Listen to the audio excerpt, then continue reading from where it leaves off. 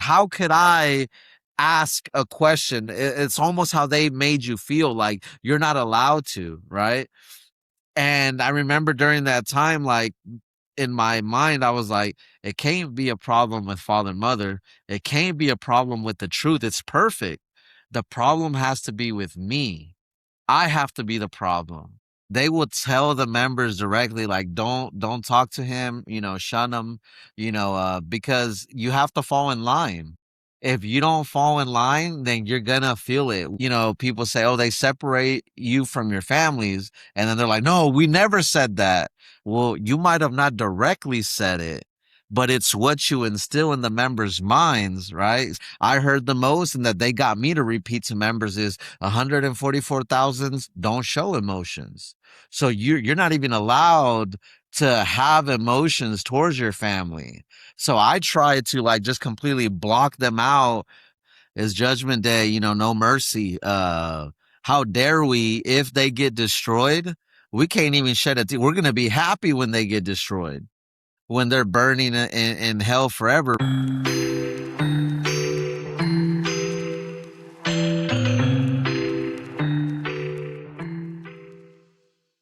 How do you know if you're 144,000? You don't. That's the fun part is you could be told that there could be a study or a sermon where they can kind of vaguely say it, but then that same person will turn around and tell you not to get confident, or that it's constantly changing. So it really just depends on how much works did you do and how much confidence do you have in those works. Yeah, it's like the 144,000 are the ones who do the most. And what did it mean if you were 144,000? That what was the end result, I guess? What is the 144,000 realized, I guess? Man, you're asking good questions because again, it depends on the time frame. When I first joined the World Mission Society, being 144,000 was everything. You had protection. You were not going to get struck down by the last plagues, which was World War III, or any kind of pestilence or famines or anything you can think of. And later, as I grew in my life of faith, 144,000 really didn't mean all that much. I mean, yeah, it was still important, but you could always lose it, and it just kind of took the magic away from it. You know what I mean? So just really depends. Yeah. And they have the separation between the great multitude and the 144,000. So you're always in that rat race of trying to overcome better yourself over your fellow man, and, trample them if you have to get that sought position. And it creates a very exhausting time in the organization. What do you say? Man, you ever played Mario Kart? I have it. Yeah. So if you ever feel like you're 144,000 in the World Mission Society, you might feel like you're in the first place, and then you get hit with that banana. You know what I mean? And then you start going to the side. It really is like a rat race, and like when you get new members that come in and are hungry, and they're like it's competitive in there, man. It's like a job. You know what I mean? And you're literally competing for like the number one spot is what it feels like. So yeah, there's no certainty ever, and I think it's designed like that. Yeah. To keep everyone busy, everyone on their toes, no one comfortable, make them do whatever they have to do in order to make it work and to survive. For Um, sure. were you ever having to do, construction projects, proselyting, all that kind of stuff for free? Yeah, man, all the time, bro. Yeah, a lot of construction. Just we never got paid for any of that. I mean, there was a time when I got paid by the church, but it was mostly to like recruit during the year of Jubilee. Um, and it was a measly like $300, a month. And so yeah, it wasn't much. But yeah, we definitely put in a lot more work than what I ever saw, coming my way. So it was bad. And how many people did you preach to again? Well, I don't know, man. Probably thousands of people. I feel like, or do you mean how many people did I? get baptized. But yeah, sorry. How many people did you get baptized? Because you got an award for that, didn't you? Yeah, man, I want to say over, I don't know, man. If I had to put a number on it, I would say maybe like throughout my whole 10 years there, maybe close to 400, somewhere around there. But in 1 month, I did 200, about month and a half. Yeah, during the year of Jubilee. Got an award back there. I've shown it multiple times before. Like, got an award from Zangil Ja for, deceiving people pretty much. That's wild. And when it comes to your mental health, you know, you thought every day was Armageddon, right? I mean, we remember so many different times they would use, natural disasters happening all over the place. Like in 2015, it was an earthquake in Nepal, and then if there's a volcano or a wildfire or whatever the case is, they would always use that to make you like, oh, this is a sign, this is a sign.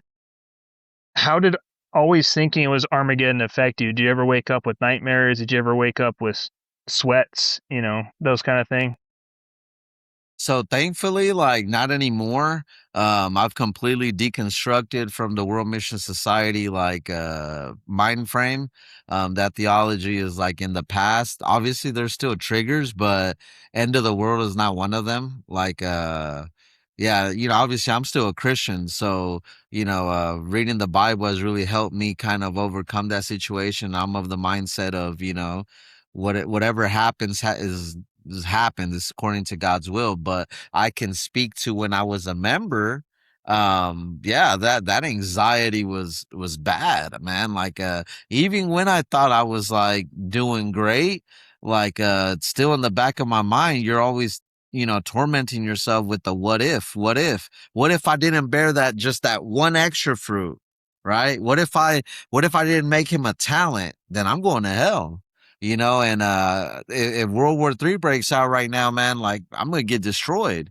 And every day you see something on the news and you're worried, man. And it makes you, I think this design like that. It makes you want to go preach, but you're preaching not out of love, you're preaching out of fear. So everything you're doing is just out of fear for yourself. And so that fear turns into bringing people in. And so the church is just monopolizing on that. Yeah, and I think it's designed again to keep you just moving, right? You can never feel comfortable, but at the same time, you always had to put on a face, right? Like you're always, aren't we so joyful? Aren't we so happy? Aren't we so grateful?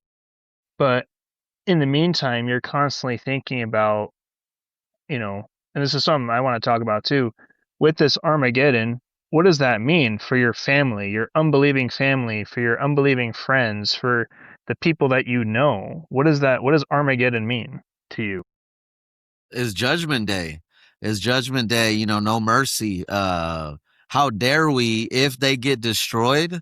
We can't even shed a tear. We're gonna be happy when they get destroyed, when they're burning in hell forever. We're going to be smiling and praising father and mother, right? And like, I remember even they used to tell us things like, on judgment day, on Armageddon, if any of your family, if your mom and dad, if your loved one, your significant other, your friend, whatever the case may be, if they try to stop you, hinder you, make you question any type of thing where they're putting a fork in the road, a stumbling block from you to go into Zion, at the last day when you're standing in a single file line getting judged, those people that you thought were your family, your actual family, your friends, your loved ones, on that day they're going to take their mask off if you're going to go to hell, and you're going to see their real form, which is a demon, and they're going to laugh at your face demonically because they basically got you to fail the test, and so now you're going to go to hell with them. So that's the kind of mindset that I remember they used to say that a lot. I don't know if you heard that, but they used to tell that to us a lot, especially in the Midwest area. But I've also heard that everywhere, and it's bad, man. I mean, just imagine what that kind of thinking does to somebody. Especially a lot of people join when they're young. So imagine you're thinking like that about your family, bro. Like, you're like, man, my mom could be this, my dad could be this, my brother, my sister, and so they wonder why, people say, oh, they separate you from your families. And then they're like, no, we never said that. Well, you might have not directly said it, but it's what you instill in the members' minds, right? Stuff like that that will do the work for you. It's sad. It's evil. Yeah, I found that they're expert at leading people to conclusions, having them make those conclusions, so that way they can still maintain control. And if they get called out for it, they're like, "Hey, they connected the dots, but you're the ones that put the dots on the page." And so, but on top of what you're saying, how did the organization we came from? How did they view outside? Um, like outside friends and family, right? They saw them as, they didn't see them as, your family anymore, right? We're family now because you're in our organization. And so walk us through like you obviously had unbelieving family, unbelieving friends. Walk us through your relationship with them. It was, I mean, I'll kind of speak to that after you're done. But yeah, I viewed them as like demonic. Obviously at first, in the very beginning, they kind of prep you, but it can go two ways, right? So they prep you, but and I've heard it sometimes it's just one way. If they don't think you're a strong preacher, or you kind of tell them a little bit about your family ahead of time, which is a big mistake. Like, oh, my dad's a pastor, my mom goes to church a lot, or oh, they're evil spirits right off the bat, right? But if it's someone that, oh, well, my parents don't really go to church, my significant other, they don't really go to church. Oh, there's a chance. So let's instill in their minds, oh, brother, actually, yeah, if they accept, they're one of God's children, right? And you have to do your best to become an example and yada yada yada.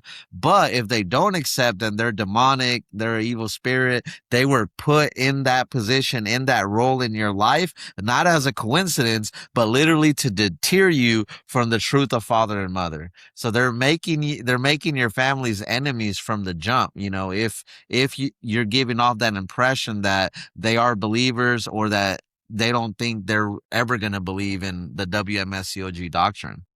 Yeah.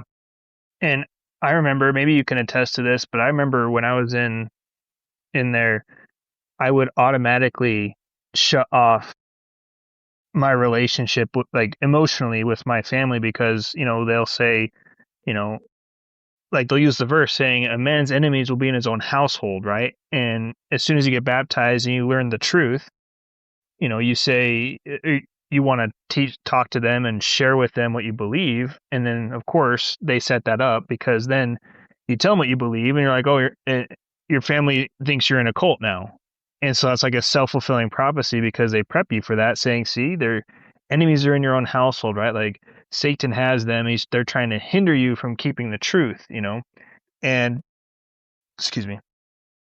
And I remember with Armageddon coming, I used to just separate them in my mind, like as if already picturing them deceased, because I did that because it would be, you know, it would be like less painful in my mind for that day to come where all my unbelieving family is destroyed in Armageddon. And so I emotionally detach myself from them to make that day, I guess, more palatable. If that makes sense? Did you ever do that or hear about that? Yeah, I mean, I wouldn't say that I like in a way, I did distance myself from my family. I don't know. I don't want to lie and say that I viewed them as like dead physically. It was more like, or like, thought of them and like, they're already going to be dead. But in a way, yes, because spiritually dead, right, is actually even worse in their eyes, and, if you don't believe in Ansahon or Zangyoja, you're spiritually dead. Um, but I think like even to what you said at first, like about the emotions part, like I would hear all the time. This was one of the biggest things that I heard the most, and that they got me to repeat to members is 144,000 don't show emotions. So you're not even allowed to have emotions towards your family. So I tried to like just completely block them out completely. Like if they weren't listening to everything that I had to say, then it was my mission is, I need to save the world, right? If they come, they'll come later on, but for right now, I mean, they're spiritually dead. Like, I remember they used to even tell us, like, if you trust in Father and Mother and you're doing everything you can, and you're 144,000 through you, maybe your family can be saved. But if you don't pour out all your effort, all your sweat, all your tears, then they won't make it, you know? And one thing that I remember being so devious about the wmscog was not only were you preparing for this horrible day with your, unbelieving friends and family, but the worst part is you had to spur it on. You had to work to make that day come, right? And I remember, the elder or whoever, like the overseer, right, would pray and like pray for that day to come, pray for that day to come and come quickly. And you're literally praying for the death of billions of people. You're praying for the death of your unbelieving loved ones and friends and family. And not only that, but you doing the preaching work, that's, because everyone needs to hear before Armageddon, right? Everyone needs to hear before that day. And so you're constantly spurring that day closer and closer and closer. And it's almost like you're walking your own family to like execution. And Yeah. that's what makes it even devious. But you also have to be like, well, don't show emotion, right? You have to be happy. Aren't you so joyful? Aren't you so glad you're in the truth? And aren't you so glad God chose you? Aren't you so glad to be, potentially one of the 144,000 who will never die and live with God forever? Like all these things. And it creates inner turmoil, right? These cults offer you peace, and you would think, at first you have peace, but then towards the end of it, you can't find peace at all. Um, and so my next question would be, what what does the wmscog call all other churches? Oh, Babylon. Yeah, Babylon the Great. yeah. Satan's churches. Were we ever allowed to go to another church? I mean, technically, you could walk in there, but look, any WMSCOG member knows in the bottom of your heart, you're scared.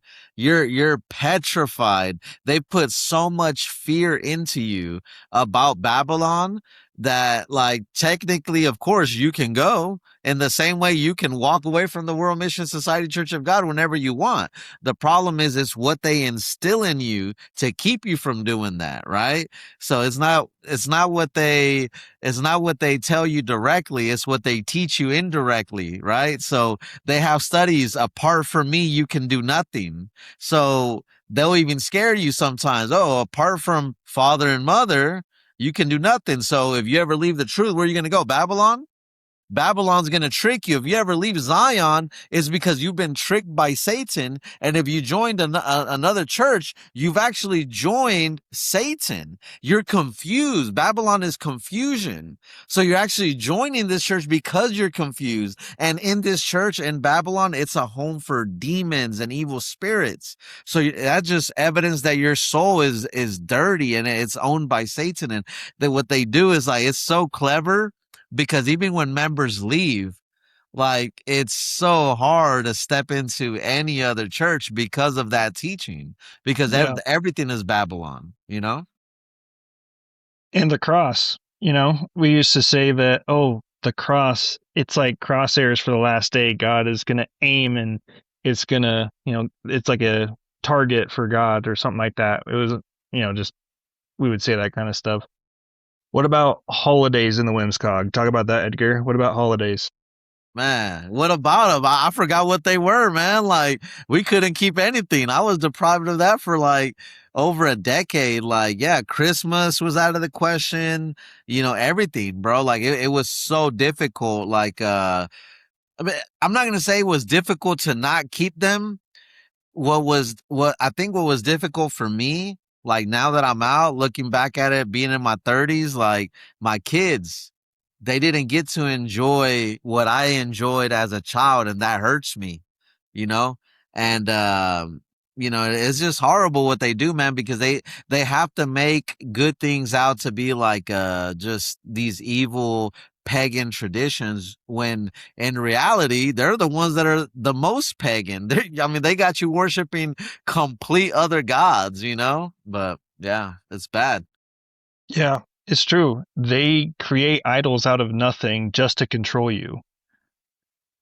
And yeah, I thank God that my kids are still little and they still have opportunities to have Christmas and stuff and those kind of holidays. And I know, obviously Jehovah's Witnesses and wmscog members watching, they're gonna have all these different comments saying, "Oh, it's pagan. Oh, it's this. Oh, it's that. You're Satan." All that kind of stuff. Those are Satan's holidays, but we've already talked about that how many times at this point, Edgar?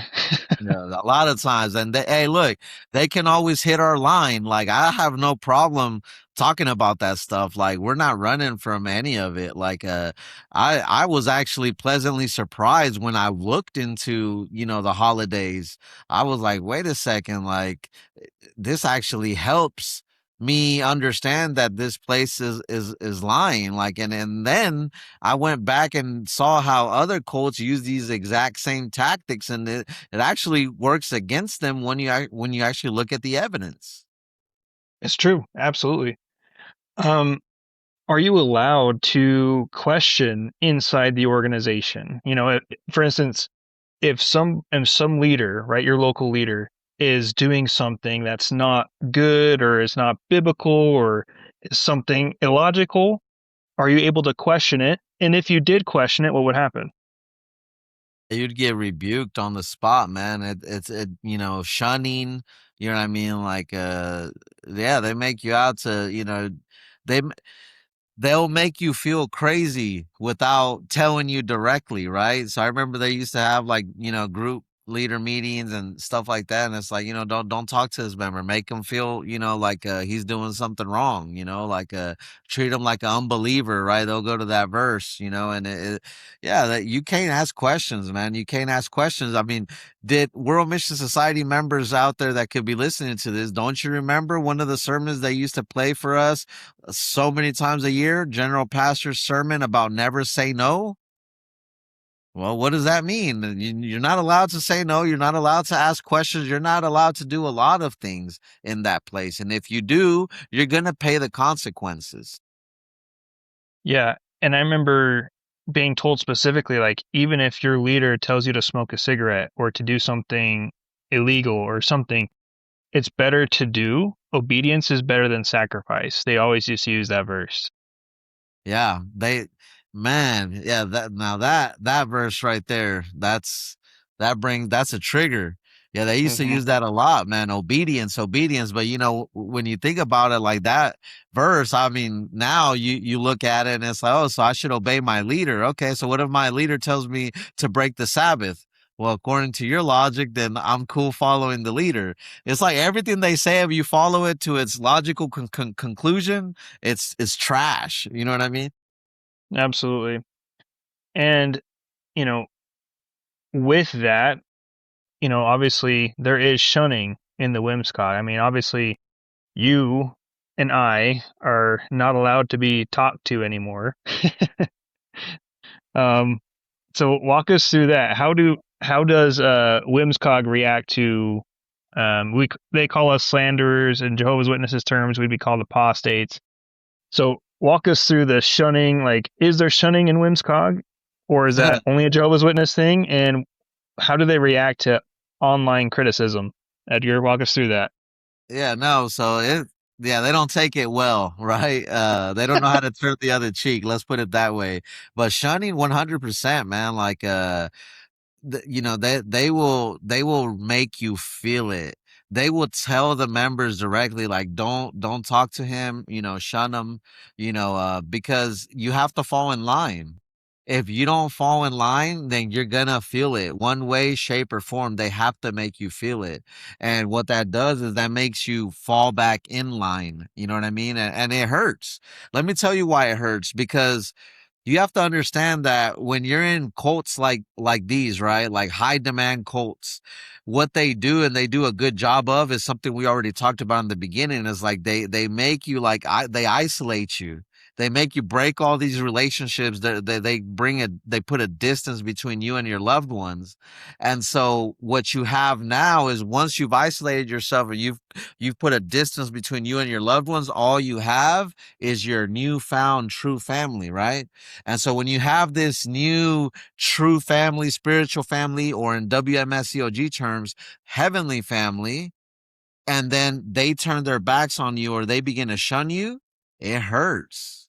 And so people that were not in high demand cult groups, they're like, well, why would you care? It's because once you lower your guard, and once you start believing that these people actually care about you more than your family, these are your true family, and then they begin to put distance now between themselves and you.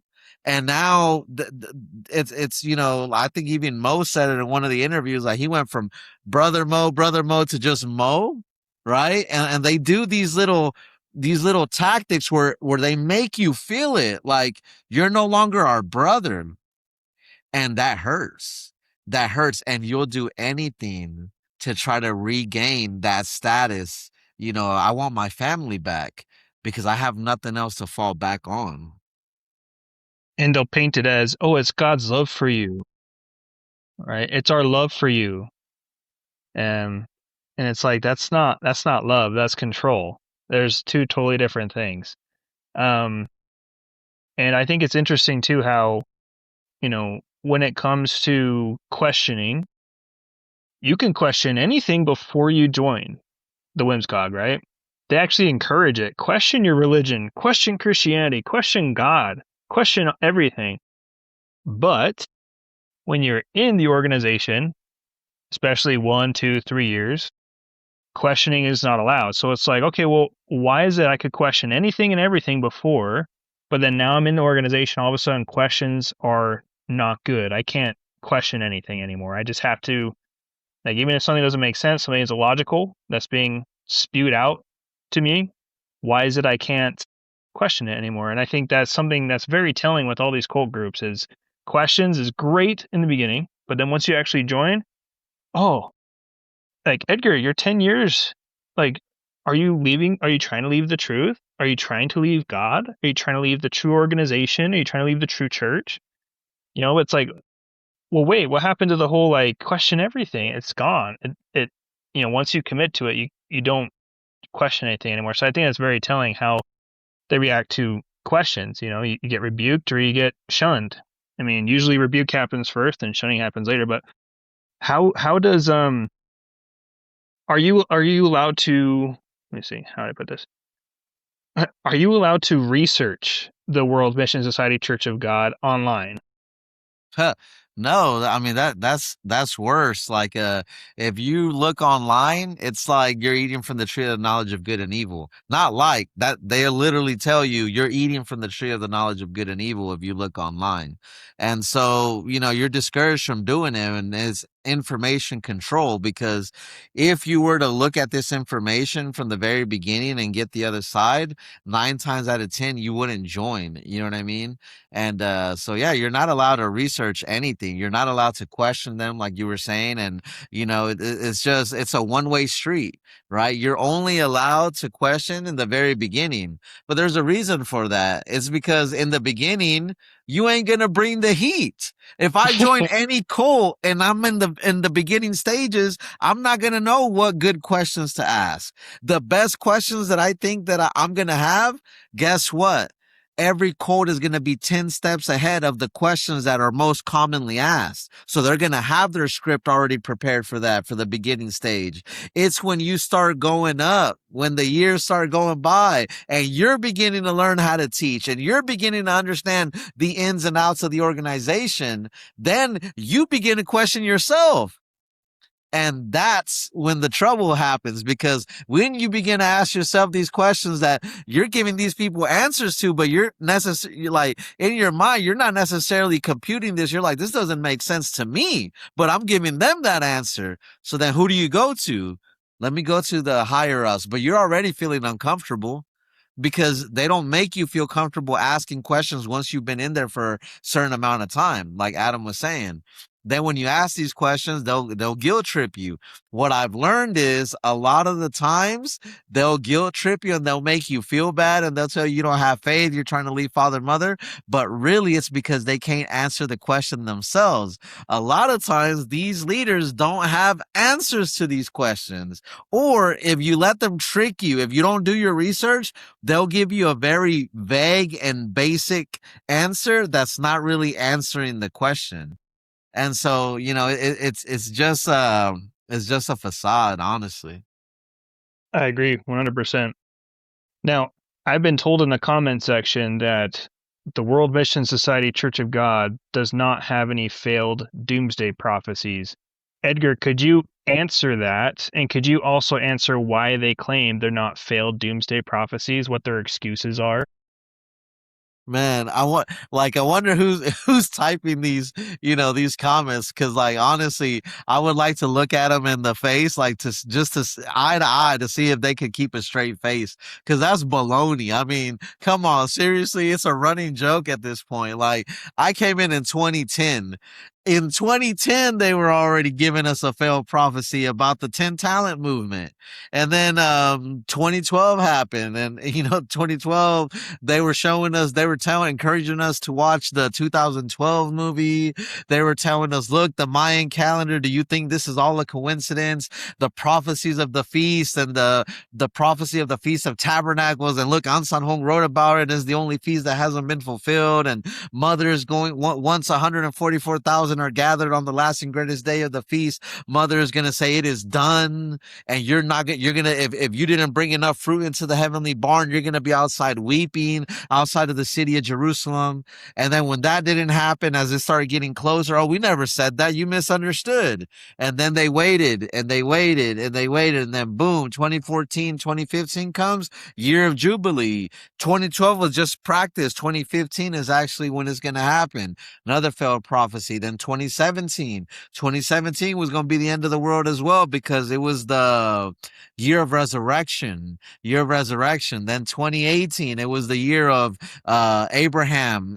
So 100 years, when Abraham was 100 years old when Isaac came out. In the same way, An San Hong was born in 1918, would have been exactly 100 years old in 2018. So that means spiritual Isaac had to have come out 144,000 in 2018. When the child of promise finally comes out, it's time to go home. Well, guess what? Child of Promise came out, supposedly. We're still here. 2020, that was my last one. It was COVID, right? COVID, it was the time to separate the sheep from the goats. Cuarentena is Latin for quarantine, 40, the 40 days of Noah's flood, right? That was the last prophecy that I heard. So COVID was basically the 40 days of judgment being fulfilled and yada, yada, yada. So, I mean, I could go on and on and on, but the point being, even before my time, I've talked to people before my time and they were preaching the end of the world when the World Mission Society first started. I mean, again, this organization, I know maybe we'll get into this later, but the William Miller movement and all that, like it's the same stuff, just, spit differently, but it's the same. It's born from the same movement, and it's just recycled mumbo jumbo. Yeah, and I find it interesting how all these groups, they do all these different little calculations. Like Jehovah's Witnesses has all these different calculations from the scriptures, and then they proclaim it, but then afterwards they kind of backtrack it. William Miller, same thing, right? 1844, nothing happens. And then all of a sudden, the Millerite movement, you have these people that are like, well, it was fulfilled spiritually. He came invisibly, or we just didn't see it, and same thing with the wmscog, right? 2012. Oh, it wasn't the end of the world. Actually, it was the completion. It was a spiritual judgment. It was it was the completion of the New Jerusalem temple.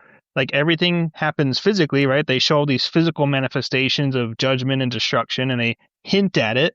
But then when it doesn't happen, they're like, "Oh, it was spiritually. You just didn't see it. Oh, it was something else actually, and we just didn't see it." Like what?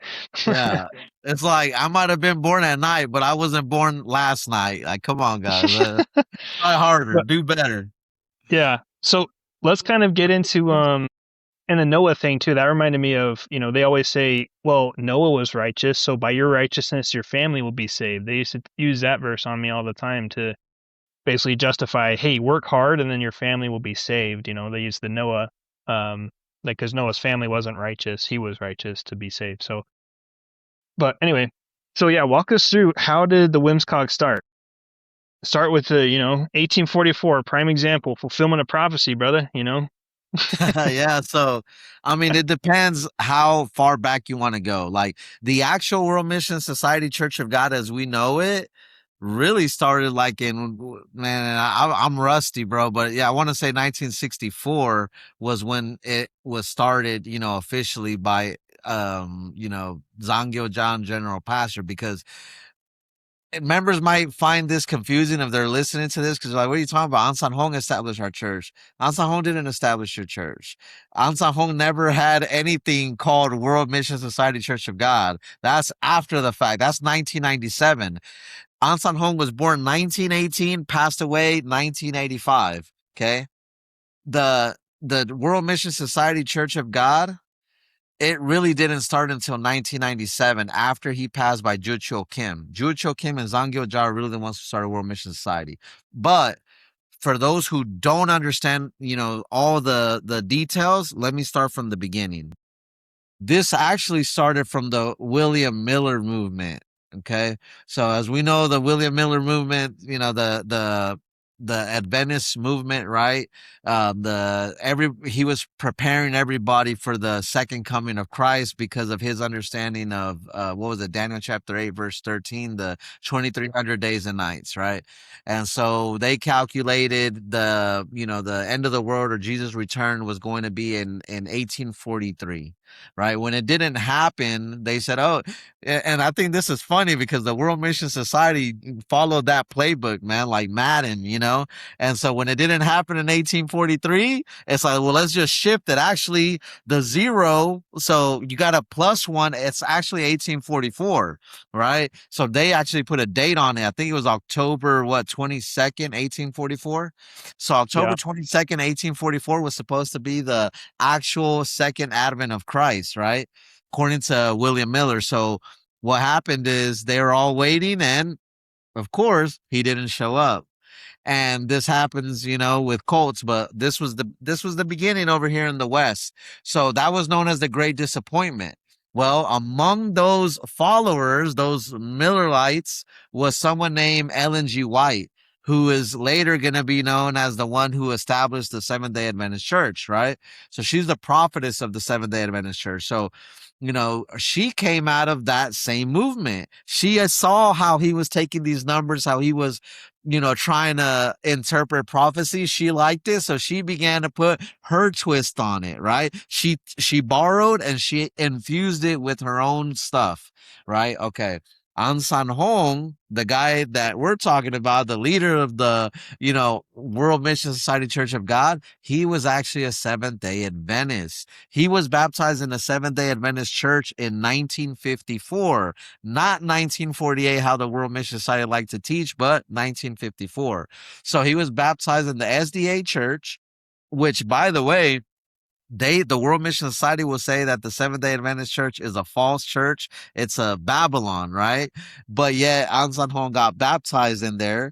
And before that, he was Buddhist. Wouldn't you know it? Jesus Christ was Buddhist, according to World Mission Society. Of course, they changed that in the recent years because, as you can probably tell, that wouldn't be too good for Jesus to be a Buddhist, But anyways, that's a story for another day. So World Mission Society, in what was it? It's born in 1962. He gets excommunicated from the Seventh-day Adventist Church because he, again, a lot of these cult leaders, man, they're very egotistical, right? They have an ego.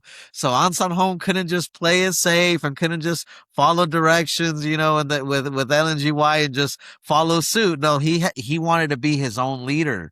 So he decided to just, to talk about Passover and the feast and say, these things are essential for salvation, which, by the way, if you're a World Mission Society Church of God member and you're listening to this, he wasn't the first one to talk about this. He borrowed from another church, the Worldwide Church of God, led by Armstrong. And so, he added his take on it. He infused it with, LNGY, a little bit of William Miller, a little bit of everything that was going on around at the time, and that is when his church was born. His church was born in 1962. I believed at that time they were called Witnesses of Jesus Church of God. And so that's the actual church that An San Hong founded. After he passed, that is when, because I guess it's a whole nother story if we add Zangyo John, general pastor, into the mix. But if we're Yeah. sticking to An San Hong himself, An San Hong, after being kicked out of the Seventh day Adventist church on a Saturday, the very next week took a group of people with him to another member's house in Korea that he convinced to leave the Seventh day Adventist church. And they kept service for the first time together as their own church in 1962. Later on, after his death, there was a split. And then later, one of those groups ended up becoming the World Mission Society Church of God. But really, that's kind of where An San Hong, dropped off. Yeah. And I believe the Jehovah's Witnesses were actually the ones he went to ask how to calculate Passover at the memorial. Yeah. Yeah, so that's a funny story, right? Because Jehovah's Witness is Babylon. They're also ferocious wolves, right? They're demons. All these, so one thing about cults is they don't play nice. Every other cult is a demon, and every normal Christian church or Catholic church or Orthodox, everyone's Babylon, everyone's Satan. So why did An San Hong, according to the leaders in Korea, like people that are still leading his original church that he actually established, people that were baptized by An San Hong directly, they tell the story that An San Hong in his first two Passovers, he had to go to the Jehovah's Witness church in order to ask them for the correct date of the Passover because he himself did not know how to calculate the date yet. But that's God. I thought Passover is his spiritual ID. Well, I guess God had to grow in his faith, for 2 years before he finally, knew how to calculate As God does naturally, right? it. Yeah, sure. So, yeah, I mean, it's so crazy how similar these cults all are. I mean, they have different nuances, they have different, teachings and flavors, but at the end of the day, it's the same backbone, it's the same system, it's the same everything, like tactics and how they pull scriptures and they use scriptures to morph their theology into something just wild and unnecessary and damning and hurtful. Um, so you were in for 10 years. What made you decide to finally wake up? Well, here's where I'm going to say that so I'm still a Christian, and I believe 100% that it was Jesus who actually opened my eyes. The best way I could describe it, honestly, is, I guess let me get to my story, but it really felt like the scales falling off of my eyes after the fact. But let me explain. Let me explain. So, I was a devoted member for 10 years. And I mean, I breathed it, man. I lived there. Like I said, I got paid by the church. I did a lot of their dirty work. I mean, I loved it. I loved everything about the church, man. I really believed it was true. So much so that when I finally left, I really tried my hardest to find that, like, any shred of evidence that it was true so that I wouldn't leave.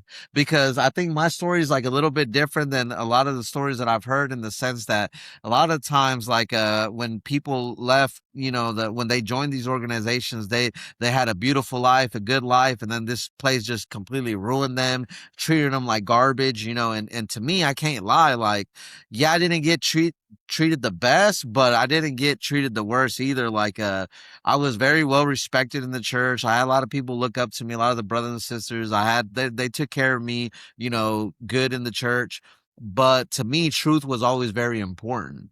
And so let me get to that part. I ended up getting sick. I joined in 2010, about 2020, height of the pandemic, man. I ended up getting sick. We were keeping home worship during that time, and I had to, I wasn't feeling well. Went to the doctor, went to the ER. During this time, the hospitals are packed. Um, so I go to the ER, I try to get checked out, but honestly, man, during that time, they're just looking for the people that look like they got COVID or in serious conditions. So they took a look at me, took my vitals, and oh, you're good. You know what I mean? Gave me a pill, like go home, you're good. I get back home, man. I keep third service because again, it's during the pandemic. We're keeping home worship. I'm keeping third service. I feel like I'm gonna pass out. Feel burning inside in my entire body, man. I'm seeing like floaties, like thousands of them. I just do not feel good. I know something is wrong, but I'm keeping service. I'm praying. Everything's good. And then after the service, man, I still have the photo. Like we created these signs where we're like, cheer up, mother. You know what I mean? Like, and we're gonna send these to her. We're sending them to the overseer, and then they were gonna send them over to Korea. And I remember after the third service was over, we had to like do that video, and I almost passed out. I literally almost fell backwards. I remember in that picture, I had no strength, man. I felt terrible, and I told my wife at the time. I said, "Hey, I got to go to the hospital right now. I do not feel good." So I go back to the hospital and I'm like, "Hey, I'm back. I'm not leaving until you guys fully check me out. Something is not right. I can't explain it, but I just feel it." And they took me back, and they start doing labs, start doing their tests. They find like in my blood, my liver enzymes is super high, bilirubin levels, platelets level low, like something was going on. And then you could just see it in their faces. They were like, if we don't figure out what's going on, you're gonna die, like your liver's failing. And so they're like, you can't go anywhere. So then it took me to a room. Now, mind you, I'm in panic mode at this time, right? Because it's pandemic time. I'm in a cult that's works based, right? So now you're thinking, now your brain is in overdrive. You're like, did I do enough? And keep in mind, look, I don't care about the accomplishments that I reached in a false organization because it's all phony and fake. But at the time, I didn't know that, and I thought, if I compare myself to other members, like I'm not saying I was like the best of the best, but I put work in, and I would say that, you know, I should have felt some type of peace. And guess what? Like, that's the one thing I didn't feel. Once they start telling me, like, man, we're going to have to do surgery on you. We're going to have to cut you open. We're going to have to do all this. And it's going to have to be tonight. And you can't have nobody with you. You got to be by yourself during this whole experience because the hospital's at capacity. What do you have left? Faith. So I'm praying to Father, Mother. I'm like, Father, Mother, no peace, no comfort, no reassurance, nothing. Tears, fear, guilt, right? So they put me in the surgery room, hours after the fact, man. The whole time I'm just praying, having a nervous breakdown. I don't wish that upon anybody, man. It's the worst feeling in the world. To the point to where I remember when they put me on the table and they're about to put me to sleep, man. They're like, "Hey, everything, are you okay?" Because they saw like I was tearing up. I wasn't tearing up because I was afraid of the surgery. I was tearing up because I was afraid of hell. And in my soul, I felt that I was going to go to hell if something went wrong during that surgery. When I woke up, because you don't remember the surgery, right? So I wake up after the anesthesia. They wake me up. Thank God everything went well. And, I begin to praise Father and Mother, but it felt something was already different. I could tell, even though I'm saying the right things, even if it's in my head, something had already changed inside of me. So I leave the hospital. I'm keeping the home worship services, but something's not right. And like it took a week. It was a whole week after the fact. I could barely sit. I remember in the service and I was keeping these services and I just wasn't feeling it. And I just in my mind, it's like God kept putting back, like, why didn't you feel peace? Why didn't you feel safe? Why did you feel the way that you felt? and it bothered me so much, bro. Like, honestly, I've never been bothered so like that. I've never been bothered like that in my life. And I was like, man, the only thing that I could do, because like we talked earlier, you're looked down upon to ask questions, especially someone like that, people ask me questions there. You know what I mean? There was leaders that asked me questions. There was leaders that stayed at my house, when they'd come into town and they'd Bible study with me. How could I ask a question? It's almost how they made you feel like you're not allowed to, right? And I remember during that time, like in my mind, I was like, it can't be a problem with father and mother. It can't be a problem with the truth. It's perfect. The problem has to be with me.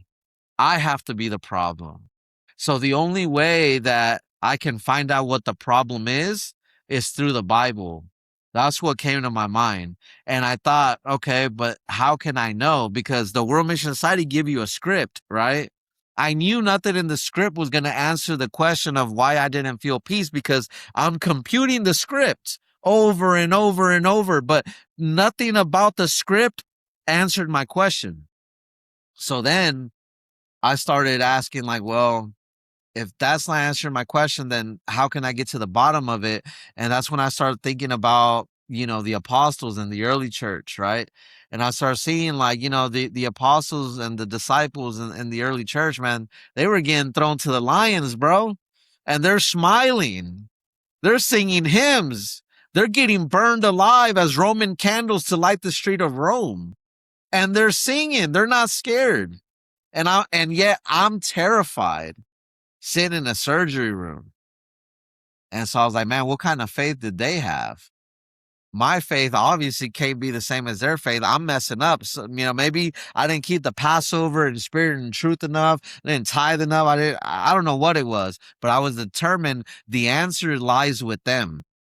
So I went back to the scriptures, but this time, for the first time in a long time, I took my members' glasses off and I began to reread the Bible, just trying to understand it, not from the wmscog perspective, but just trying to understand the words of God.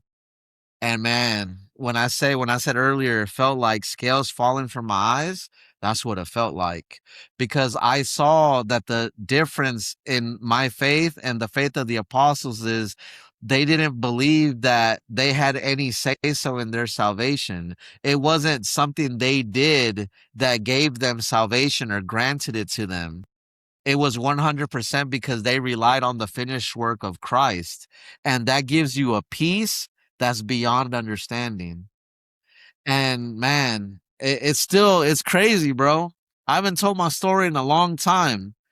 And even right now, I'm getting emotional just reliving all of that because, man, when you go from having no peace to seeing what peace actually looks like and feels like, man, it it's life changing, bro.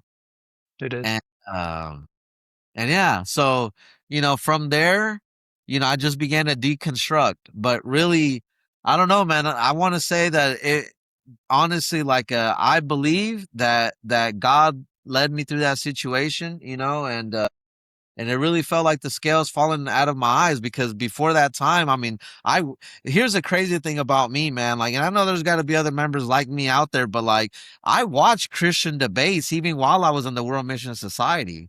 I watched like all this stuff that contradicted World Mission Society. I even studied a little bit about church history when I was in the World Mission Society Church of God. And I read all the websites. I watched all the videos. I reached out to Ron while I was still a member and nothing broke me. I got on Great Light Studios to fight for the World Mission Society Church of God. Jordan Hatfield didn't scare me. None of that scared me. It didn't deter me. And I honestly felt that I had to go through that in order for the scales to fall from my eyes. And I'm glad that it happened. I'm glad that it happened. And, after that, obviously, I started taking it step by step and just kind of going through all the studies and, going through the church history side of it, but yeah, that's kind of how it happened. Right on, man. I mean, praise God for you, dude, because you've been a massive help to me, and you've been a massive help to probably countless other people that have really needed you, and you've delivered handsomely on that. And to close up here, do you have any words of advice for anyone that's in a high control, high demand group? What would you recommend they do? Man, you know, the golden answer, the thing that everyone always says is do your research.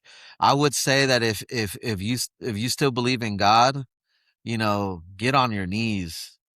Get on your knees, put some bruises on those knees and talk to God, not in a way where you're talking to him, trying to, get something out of it like a genie or in, sometimes let me say it from my point of view. When I was in the World Mission Society and I'm praying, it was more like a script. It's a scripted prayer. And I would say, man, call out to God like he's your father. And I promise you that he'll answer you. And to those who might be struggling with their faith or, don't know necessarily where they're at, if they believe or don't believe, that's fine as well. I would say research and question. There's nothing wrong with questioning.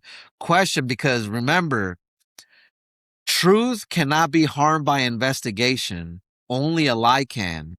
And if they're pushing you to suppress the truth and to only take their side of the story, then that should be a red flag in your mind. What are they hiding? And it's worth finding out, because nowhere in the Bible does it say that it's forbidden for you to do your research or to test the spirits to see if it is of God. That's what I would say. Absolutely, my brother. Well, it's been awesome having you on, man. Hopefully, we'll have you on again. You're not a stranger to me by any means. And we're going to collab on this too. So, to the viewers who are maybe not familiar with the World Mission Society Church of God, we're going to collab on this. Please go see Edgar's channel, Diffusing the wmscog. He has a lot of really good stuff on there. He's got a bunch of member testimonials. He's got doctrinal breakdown. He's got a lot of really good stuff. He's been working at it for a long time. Really good friend of mine, really good guy. My brother in Christ. We used to say same brother from a spiritual mother, but we don't say that anymore. That's pagan, satanic. But brother in Christ. And yeah, for all, those of you still watching, thank you for watching. There's going to be a playlist up on the screen and a recommended video. Please feel free to check those out. And please go subscribe to Diffusing the wmscog. He's got a lot of really good stuff. You will not forget it. And as always, until next time, stay free and stay blessed. Appreciate you, brother.